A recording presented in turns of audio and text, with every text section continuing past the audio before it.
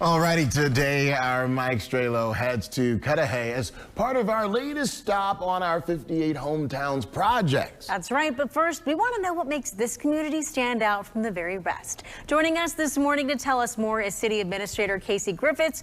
Good morning to you, Casey. Good morning. Yes, Cudahy, and hello to you. So tell us why Cudahy is a great place to live. Well, we're one of the older suburban communities in Milwaukee County. We're a great place to live. We're a small, dense community. We've got a great lakefront, great park system. We're a very walkable community.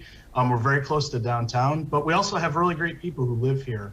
It's a tight-knit community. It's a small town that's really close to the big city. So it's really, it's got older neighborhoods, but it's a very, very good tight-knit community that, is very close to the city and has a very good, good identity for its residents. People are proud to live in Cudahy. All right, Casey, any projects happening in the community that you want to share? Sure, yeah. We have a number of projects that are going on this year. We're actually we're experiencing a little bit of development on our Pennsylvania Avenue corridor with a new warehouse building. We're also going to be getting a new Dunkin' Donuts here in Packard Avenue, which our residents are extremely excited about. And then we are currently in the process of designing a new fire station. So it's actually our first construction project the city has undertaken for a municipal building in about 60 years. So we're really excited and moving forward to get our firefighters a new home. That sounds fun. So what do you really want people in southeastern Wisconsin to know about Cudahy? Any favorite spots of yours or hidden gems you want to share with us? Sure. Yeah. Well, the park's always great. Sheridan Park. A lot of people probably come through Cudahy on the Oak Leaf Trail. It's a great location. We're being in the South Shore. We have a lot of public access lakefront that you don't find in some other locations of the county. But there's a lot of great restaurants, a lot of great spots here, a lot of great dining in the city along Layton Avenue. I think we're really a hidden gem of this region. We're ready to break out. We're ready to kind of take that next step and become a really great place for families to move into. So we have a lot of affordable housing, really good, solid homes that are here, and a lot of fun things to do too. We're working on trying to get a few more community events and trying to bring the community into doing a lot more things. But we have a lot of great things to offer people. And we're, again, like I said, we're really close to downtown. We're close to everything, so you can find it either here in Cudahy, or you can drive to wherever else you need to go.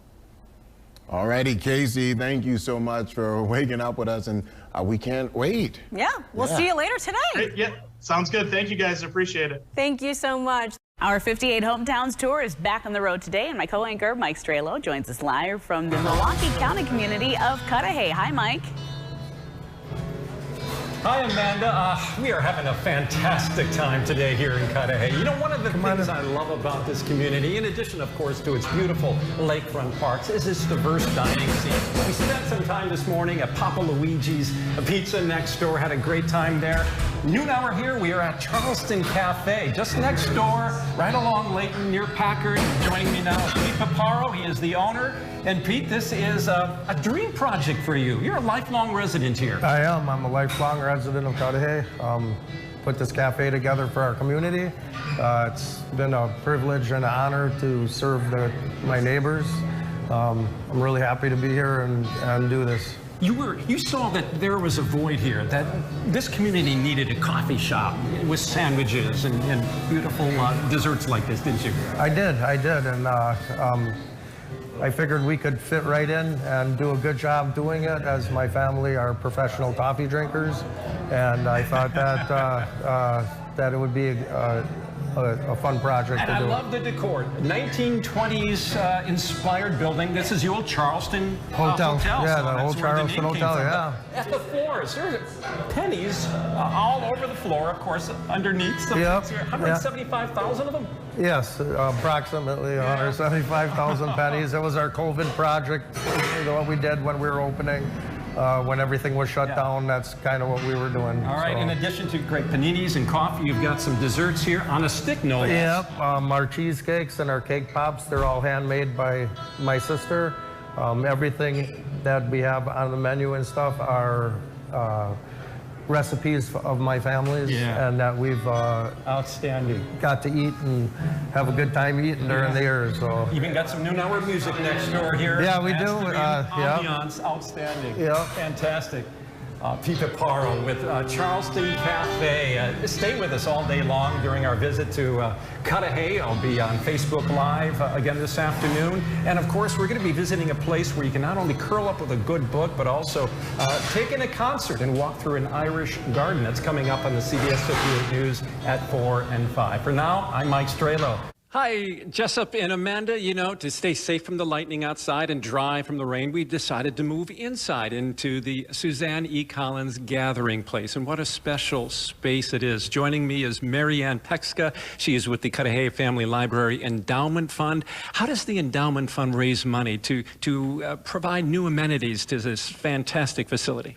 Well, we have a lot of donors, but we also have a harvest in the fall, and it's a wine tasting, and many people. We usually have a few hundred people attending. The colorful display behind us, the Endowment Fund helped make possible. Obviously, the artwork was a donation. What do we see here? We are seeing rose bowls that are from the Victorian age, and Suzanne E. Collins collected them, and after her death, her husband Jim brought us these beautiful bowls, and the endowment committee was able to hire a design company to create this wonderful design. And just outside the window here, Marianne, Jerry Imig, our chief photojournalist, is going to show us the Irish Garden. And this really pays homage to one of this community's great philanthropists, doesn't it? Absolutely. Michael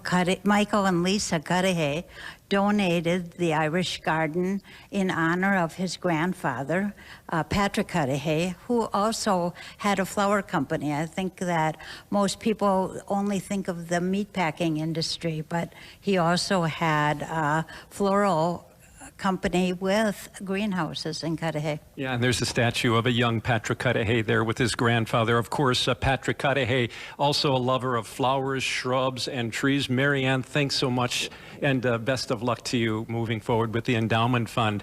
Hi, Amanda. Hi, Jessup. We're having a great day here in Cudahy. And you know, over the years, libraries have evolved to better meet community needs. And a shining example of that is right here at the Cudahy Family Library. Michelle Gibbs is with Adult and Administrative Services. Good to see you, Michelle. And wow, you know, I looked at the events page on your website.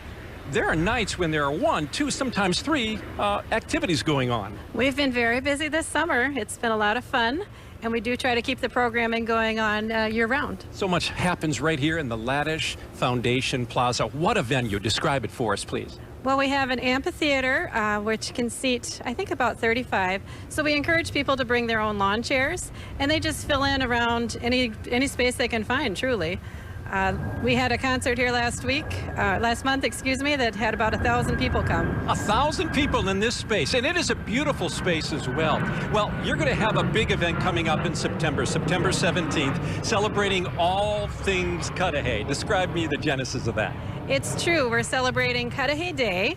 It's 130 years to the day of Patrick Cudahy's land auction, that when they encouraged people to come out here and buy land and create the city of Cudahy. So we thought, what a good excuse to have a party. Yeah, Patrick Cudahy, of course, being a founder, a meatpacking magnate who loved nature as well. He really left quite a legacy here, didn't he? Absolutely, and we hope to honor his memory and just have a great time. We've got activities planned for all ages, historical, contemporary. We've got a whole bunch of organizations coming to set up booths. It should be a great time. Okay, all things Cudahy, September 17th. Be there. It's a Saturday, right? It is. All right, Michelle Gibbs, thanks so much. Cudahy's beginnings can be traced back to 1892 when its founder, meatpacking magnate Patrick Cudahy, auctioned off and donated parcels of land here near Lake Michigan. In fact, a big party celebrating the 130th anniversary of that historic event will be held on September 17th. Welcome to Cudahy. He cared very much about Cudahy. He laid out the streets, and many of the people here worked in Patrick Cudahy, his meatpacking plant. But he also cared about setting aside parkland for the people that worked, and he wanted them to have this lakefront stretch. I'm Patricia Jersick, and I'm a member of Sheridan Park Friends. Cudahy is truly blessed with having preserved its lakefront. We've got a lot of new young people moving into Cudahy, and I would say almost without fail, they mention the parks along the lakefront as the real attraction here. Hey, my name is Peter Paparo. I built and run and own the Charleston Cafe. The menu, we have like all different kinds of paninis, salads, all different kinds of coffee, drinks, and teas. Being a lifetime resident and kind of knowing what's going on all through the past years and growing up here, I thought it was important to put a cafe in. The building was built in 1925 by Armenian immigrants. It was called the Charleston Hotel, so we decided to call it the Charleston Cafe. How you doing? My name is Sal Papora, owner of Papa Luigi's. Been here for 40 years, and I love this place. I call St. Francis, Cudahy, and South Milwaukee, one big community. Everybody knows each other. If you see the welcome sign, it says Cudahy, Generations of Pride. Let me tell you something, it is Generations of Pride. These people never leave. Their kids have kids here, and they stay here, and they'll buy another house and remodel it and stay here. I stop in every day to greet my customers and give me a how you doing, forget about it. Known for generations of pride, new welcome signs with an updated logo at 5 gateways to this city illustrate Cudahy's commitment to be a desirable and attractive place for generations to come. For today's hometown tour in Cudahy, I'm Mike Strelo.